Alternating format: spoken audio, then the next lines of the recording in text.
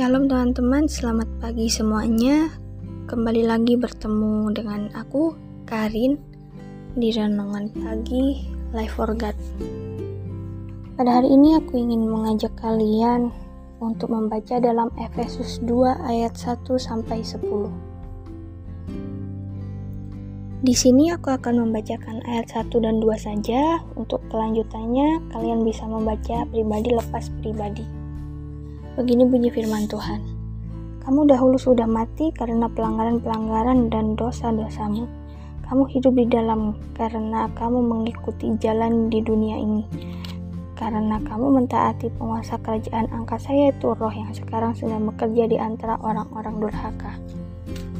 Baik, di dalam ayat 1 sudah tertulis jelas. Kamu dahulu sudah mati karena pelanggaran-pelanggaran dan dosa-dosamu. Kita sebelum ditebus Tuhan Yesus adalah seorang pendosa, seorang manusia yang fana. Akan tetapi setelah Tuhan Yesus sudah menebus kita, kita pun masih banyak melakukan banyak dosa. Kita masih susah untuk lepas dari belenggu dosa. Kita meremehkan dosa. Seringkali menganggap dosa yang kita lakukan itu hanya dosa kecil saja. Kalian membuat opini sendiri dengan berasumsi dosa terbagi menjadi dua, yaitu dosa kecil dan dosa besar. Akan tetapi perlu diketahui, di hadapan Tuhan namanya dosa juga tetap dosa. Baik itu dosa kecil, itu semua masih bisa mengakibatkan Tuhan Yesus menjadi disalib lagi dan lagi. Dia harus menebus dosa kita. Seperti perumpamaan, seorang laki-laki pada hari ini ingin pergi ke suatu acara,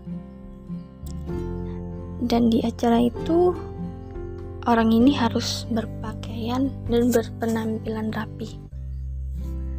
Sebelum datang ke acara ini, orang ini ingin mempersiapkan diri yang terbaik.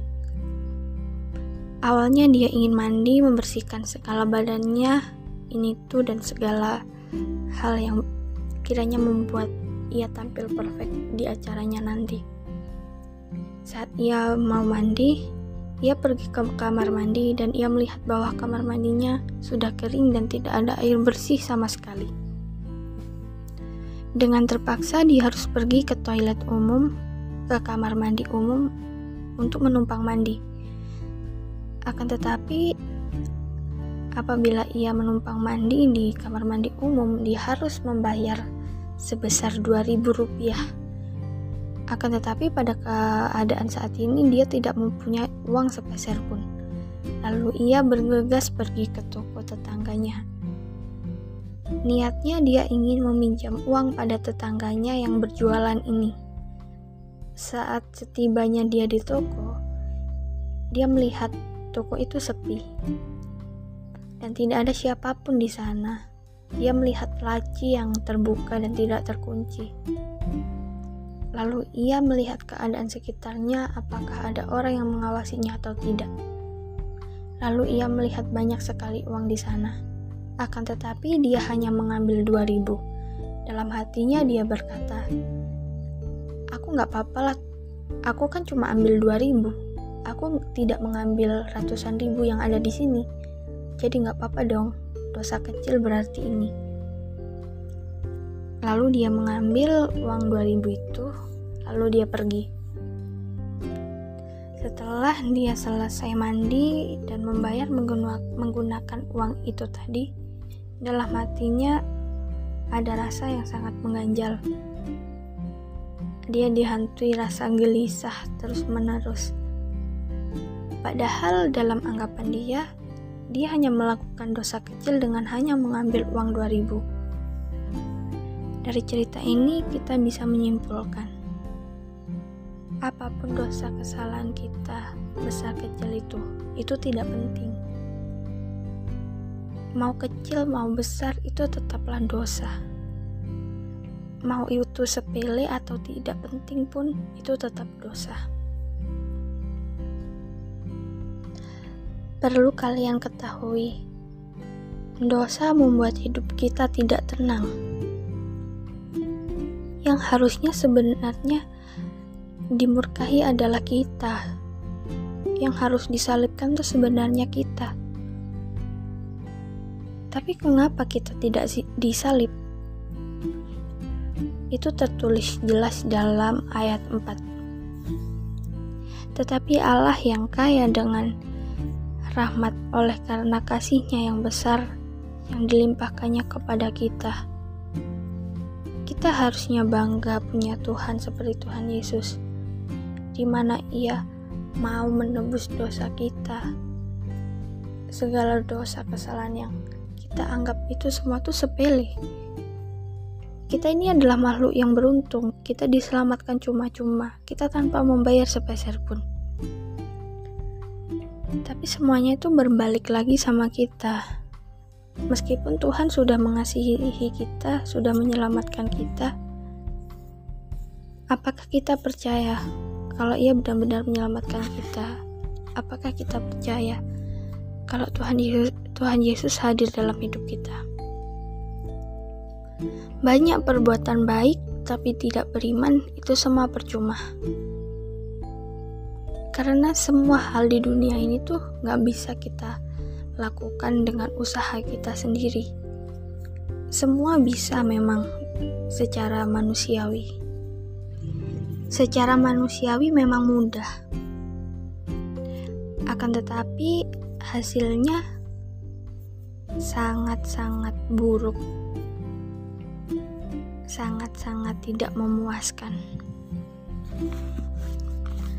Tuhan sudah baik, Tuhan sudah menembus segala dosa kita, tapi tetap saja kita menjadi anak-anak yang masih mendukakan hati Tuhan. Cara kita bersyukur kepada Tuhan itu adalah suatu tindakan yang menurutku bisa membuat kita sedikit demi sedikit mau diproses. Dengan kita bersyukur, tidak protes ke Tuhan, itu pun Tuhan sudah senang. Tapi balik lagi, kita harus percaya sama Tuhan. Mau kita pelayanan, berbuat baik, banyak pelayanan 2 jam, 3 jam, 5 jam, bahkan 10 jam. Tapi kalau kita hanya pakai kekuatan kita sendiri, semuanya gak akan baik-baik saja. Segala dosa itu tetap melekat dalam diri kita kalau kita tidak mau bertobat. Apabila kita sudah bertobat, tapi kita masih mengulanginya lagi, itu akan lebih mendukakan hati Tuhan.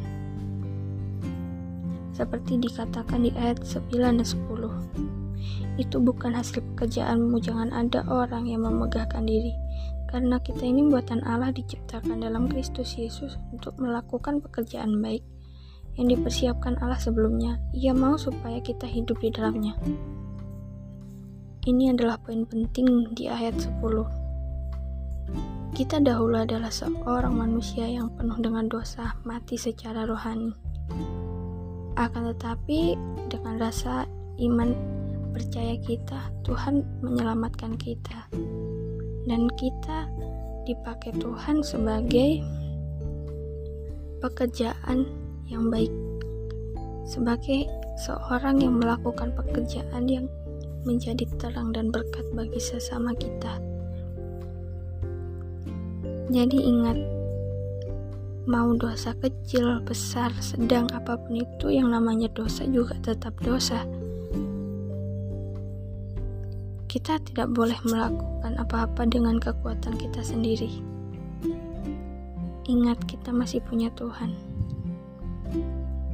Apapun yang kita perbuat, semuanya harus melibatkan Tuhan, karena ingat, kita adalah manusia mati yang sudah dibangkitkan kembali untuk hidup baru bersama Tuhan. Kita harus meninggalkan manusia lama kita dan hidup baru menjadi terang dan garam dunia.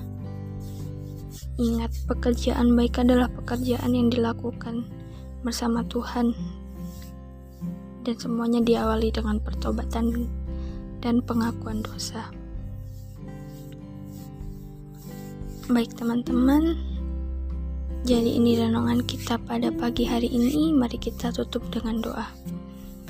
Bapa kami yang kami sembah dalam nama Tuhan Yesus, terima kasih atas sedikit kebenaran firman-Mu. Biarlah kami anak-anak-Mu semakin hari semakin meninggalkan manusia yang lama Tuhan. Biarlah kami semakin hari semakin berjalan lurus ke depan dengan jalan-jalan perkenanan-Mu. Tuhan, lindungi setiap kami dimanapun kami berada saat ini.